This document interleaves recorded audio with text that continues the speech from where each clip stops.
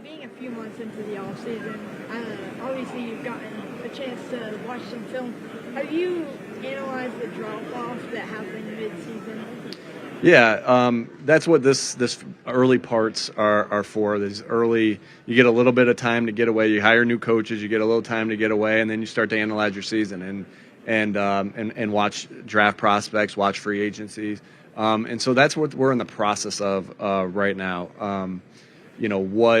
What happened, what we did well, what we didn't do well, right? And obviously there was a drop off and of how we played down the stretch and how we coached down the stretch. And again, those are still in the early stages of us kind of identifying those things. Don't want to give you a premature answer, but yeah, that's what we're in the process of doing right now. And we're committed obviously to getting it better and to taking a good step forward next year. Nick, do you think Jalen needs to be more of a vocal leader next season, and how do you think he did last year leading the team? Everybody, there's not a book that is written on this is how you lead, right? People lead in different ways. And one thing I learned early about in leadership is that you have to be yourself. And because if you lead and you're trying to be somebody you're not when you lead, then that gets seen through. I mean, that's just the same scenario I was put in. When I became the head coach or an offensive coordinator or whatever it was. And everybody has to lead their way. And Jalen has special qualities that people will follow and people will want to follow. And he's got to do what he needs to do to lead in that way. And so some people's leadership style is loud and aggressive. Some people's leadership style is by example, and some is a mixture of both.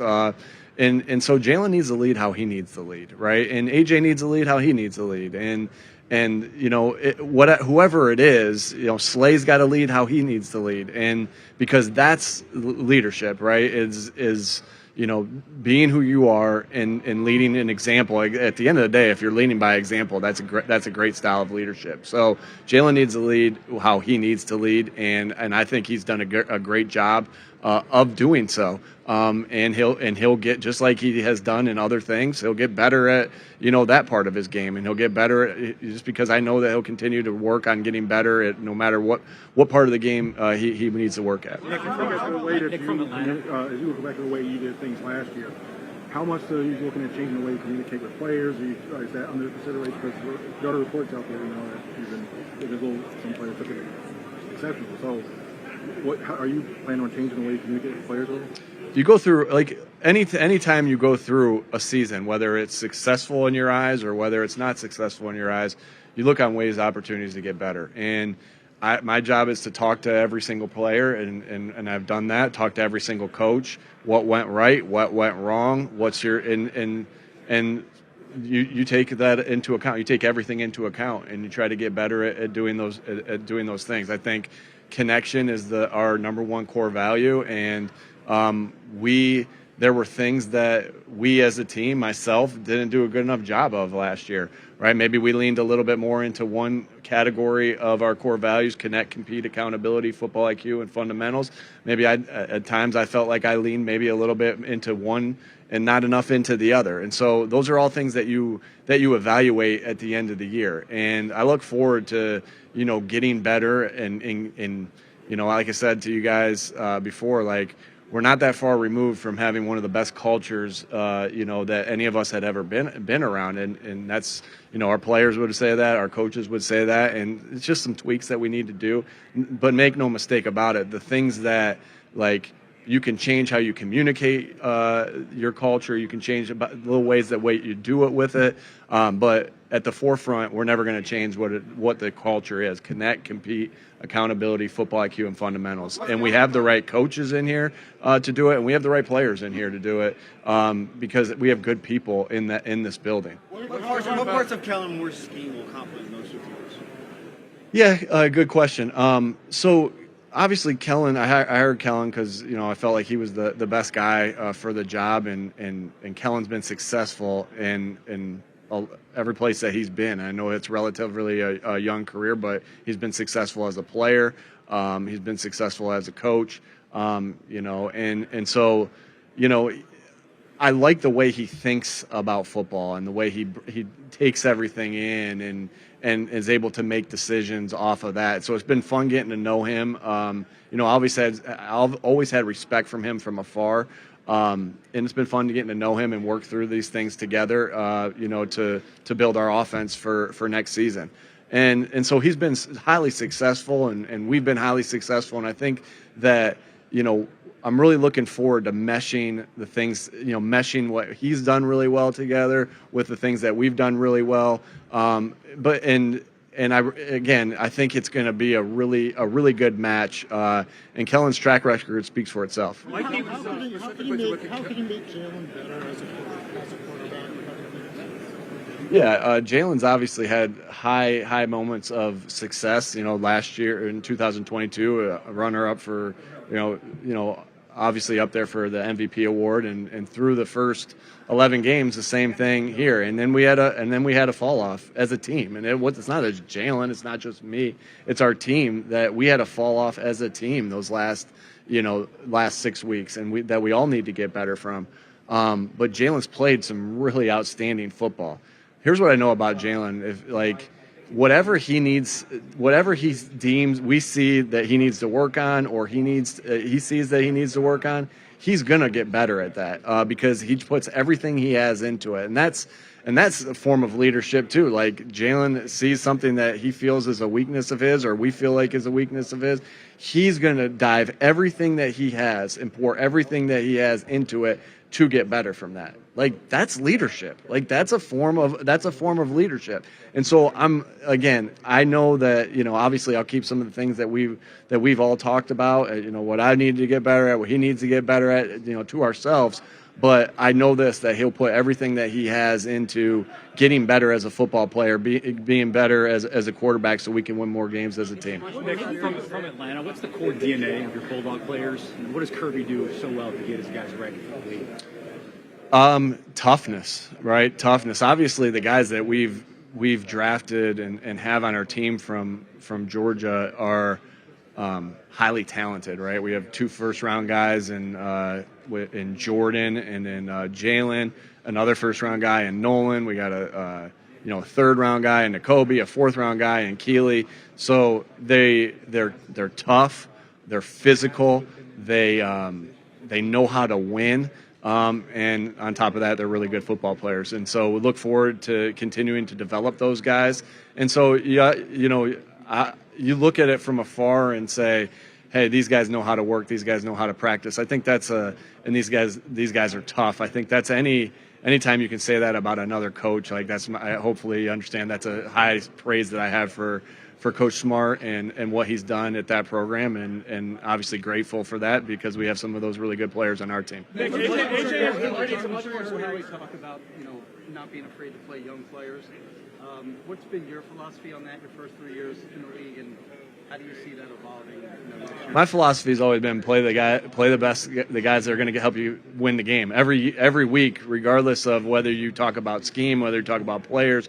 You're trying to do whatever you can do to win the game, because that's the bottom line, is to win football games. And so whoever gives us that best chance to win a football game, that's what we'll do. Young, old, middle, it doesn't matter. We're going to do what we need to do. I owe that to our team, our coaches and our players and our fans to play the best player that's going to help us win that week, and so we don't care who that is. AJ's probably frustrated with some of the outside noise. I guess what's been your reaction to it? Do you talk to him about handling that type of stuff? AJ, like I've been telling you guys for a long time, not only is he one of the best players I've ever been around, he's also one of the best leaders, and and he's going to do anything he can do to stick up for his teammates. That's why I admire. That's why he wears a C on his chest. And I think that, if you're speculating, well, hey, what does it mean if he's yelling over here? Everybody doesn't. There's some people that when you're leading them, you yell at them, and there's some people when you're leading them, you put your arm around them, and there's some people there's somewhere in the middle, and that's leadership. Also, is just figuring out what buttons to press with different guys. Not every person is. You don't treat everybody the exact same. Right, the standard is what it is, and you hold everybody to that standard, but you don't treat everybody exactly the same of how you get to that standard, how you correct that standard, or how you praise that standard. Everybody's a little bit different. I think, AJ understands that. Like I said, just a great teammate, great person. In my opinion, best receiver that's been in Philadelphia. And I grew up a Terrell Owens fan, and I grew up Howie says I'm too young to like Mike Quick, but I was a huge Mike Quick fan. And it's pretty cool that I get to do some interviews with him every once in a while. But you look at the stats and you look at what AJ's done in a 2-year span. He's had the 2 most productive years ever as an Eagle wide receiver. And so, man, like when you have one of your best players being also one of your best leaders, that's special. Where do you land on with Hassan Reddick's future with the Eagles, knowing that there's going to be a business decision that has to be made this offseason? Obviously, we'll see how that plays out. I don't know how that will play out. Obviously, Hassan's been awesome for us these last 2 years. Big reason why we've been to the playoffs the last 2 years is the contributions of Hassan. He's played really, really outstanding football. So, we'll see how that plays out, and hopefully he's an Eagle. So much more experienced staff this year than last year. A, was that intentional? And B, why did you turn over the defensive staff and not the offensive staff?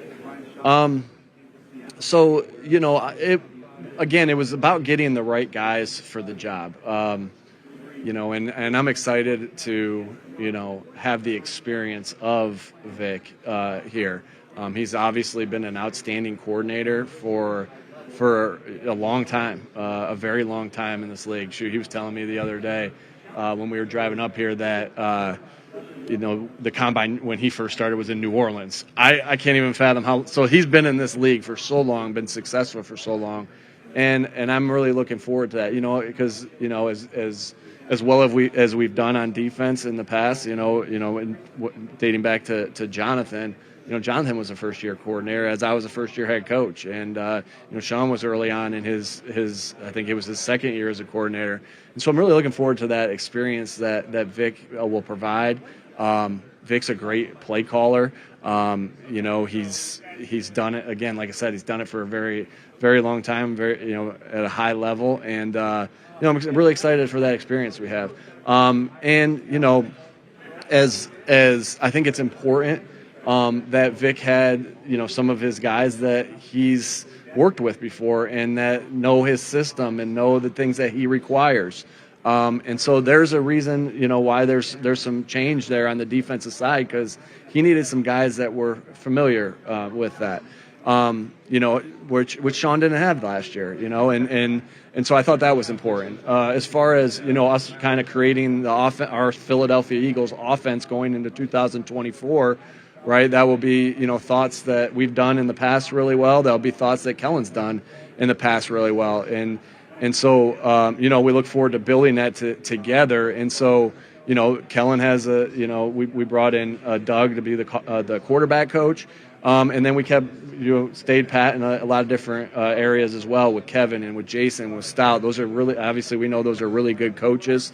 Have a lot of faith in them, and it's meshing of 2 systems to grow in both systems so we can put the best product on the field. And so that's why that's kind of stayed similar is because we're going to be doing a lot of different, we're going to be doing different things, but also going to be doing things that we've been successful at as well. And so, and obviously those guys that I just mentioned on offense have been here through the success, and look forward to growing from that. What do you think of Shane Steichen in his first year in Indianapolis, and just seeing him, I guess, grow in that role in his first year? Yeah, I obviously didn't get a chance to watch too many of Shane's games. Obviously, we were busy doing our own thing, but always rooting for Shane. And I'm happy for him that it was a success. He had to go through some ups and downs with some guys getting injured, and he continued to coach really good football from afar.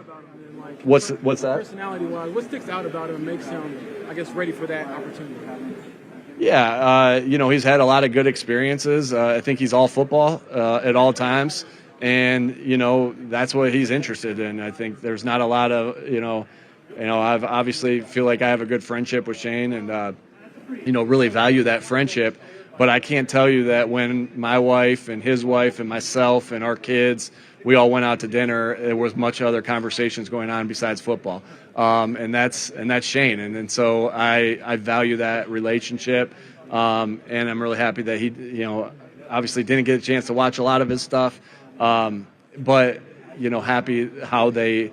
That they had a successful season, and I'm really excited for them, and I'm not surprised that they did because I know Shane's a great football coach. He's a great leader. He's a great person, and I'm happy for his success that he's having. Nick, you see the running back room shaping out now that DeAndre is headed to free agency, and I think Kenny's the only one under contract next year. Do you feel like you need to change that room around? No, I think last year we ended up.